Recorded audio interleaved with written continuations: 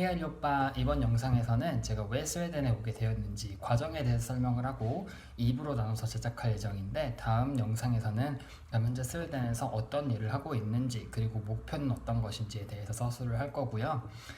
최근에 있었던 일에 대해 조금 설명을 하자면, 눈에 다래끼 같은 게 좀 났었고 스웨덴 기상 상황이 좋지 않아서 약간 건강에 신경 쓸 수밖에 없는 주간이었기 때문에 일주일간 영상 찍는 것을 포함해서 일체 작업을 중지했었고, 또 현재 본업이 학업인 상황이라서 본업에 좀 더 충실할 수밖에 없었음을 제가 미리 사과를 드리며 영상 컨텐츠를 진행하도록 하겠습니다.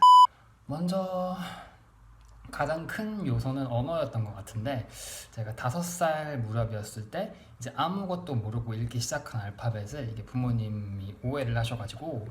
제 이른 나이에 영어 학원을 가게 되면서 한국어랑 함께 영어를 배우며 지내는 상황이 되었고,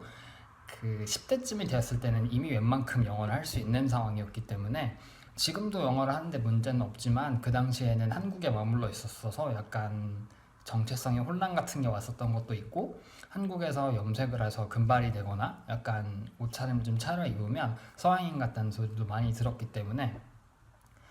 한국에 있었을 때는 그냥 이게 하도 많이 듣다 보니까 정말 그런가 싶었고, 그러던 와중에 17, 8살쯤 되었을 때 정확한 꿈이 생겼고, 그 꿈이 현재 지금 스웨덴으로 오게 만드는 계기가 되었는데요. 그 꿈이라고 하면 그냥 처음에는 어려운 사람을 도와주고 싶다라는 정도였는데, 전공도 선택을 스스로 했고요. 그래서 대학교 졸업 전공으로 사회학과 국제관계학을 전공을 했고, 대학교 전공 동안에는 NGO에서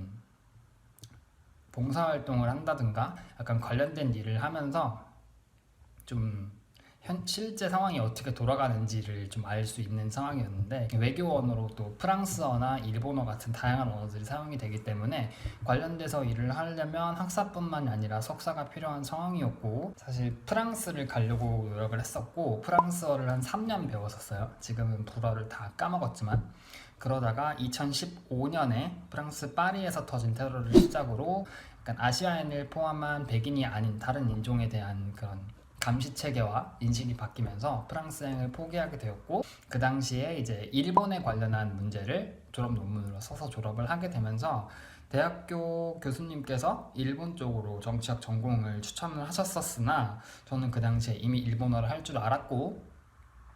또한 일본에 가서 정치학을 전공을 한다는 것에 대해서 그 장래가 투명할까라는 것을 감안을 했을 때 그렇지 않은 것이 사실이었기 때문에 일본에 가는 것을 포기를 했고, 2017년에 스웨덴으로 오게 되었는데, 일본과 프랑스행이 좌절된 이후에 제가 스웨덴 대사관에서 진행하는 그 석사 유학 박람회를 갔었고, 안 그래도 전공에서 북유럽 하면 항상 사회복지 쪽으로 잘 되어 있는 나라다, 여러 가지 체험을 할 수 있고 사람들이 상당히 평등한 환경에서 보호받고 되게 윤택한 삶을 산다라는 그런 배경 지식과 환상이 있었기 때문에 그걸 좀 알고 싶었고, 또한 이주 문제 스웨덴이 꽤 그 국제 규범을 잘 지키는 나라였을 뿐만 아니라 여러 가지 일들이 있었기 때문에 그걸 체험해보고 이주자로서 어떤 삶을 살게 되는가, 그런 부분을 알고 싶어서 스웨덴에 처음에 오게 되었었고요. 그 당시에는 제가 한국어와 일본어를 가르치는 원어민 교사로 스톡홀름에서 약 5개월 정도 일을 했었고, 일을 하기 전까지는 언어를 할 줄 몰랐기 때문에 정말 독하게 그리고 무식하게 언어 공부를 했었어요. 언어 공부를 했던 방법은 책을 구입해서 풀거나, 또 유튜브 채널을 구독을 해서 그거를 꾸준하게 보거나, 집안일을 하는 시간이라든지 뭐 먹고 자는 시간을 제외하면 넷플릭스에 스웨덴어 자막을 입혀서 보는 등의 상당히 좀 많은 수단으로 스웨덴어를 공부를 했었는데, 그게 공식적인 부분이 아니다 보니까 빠른 구사력을 갖출 수는 없었어요. 사실상 일을 시작했을 때에도 스웨덴어를 한다고 말을 했었지만 인사를 제외하고 몇 가지 단어밖에 할 수 없는 상황이었고, 약간 문제가 많았고, 사실상 일을 할 때는 영어를 사용했었기 때문에 스웨덴어를 접할 기회가 많지 않았어요. 왜냐면 스웨덴 사람이 친해지기 상당히 어렵고, 특히나 업무 분야라고 한다면 일하는 시간 외에는 잘 보지 않는 사람들이기 때문에 그렇게 제한된 환경에서 있다가 이제 비자 문제가 걸려서 2018년에 한국으로 다시 돌아왔고 3년 동안 일을 하며 기다리고 있다가 지난 2020년 석사를 지원을 했고 현재 재학하고 있는 린셰핑 대학교에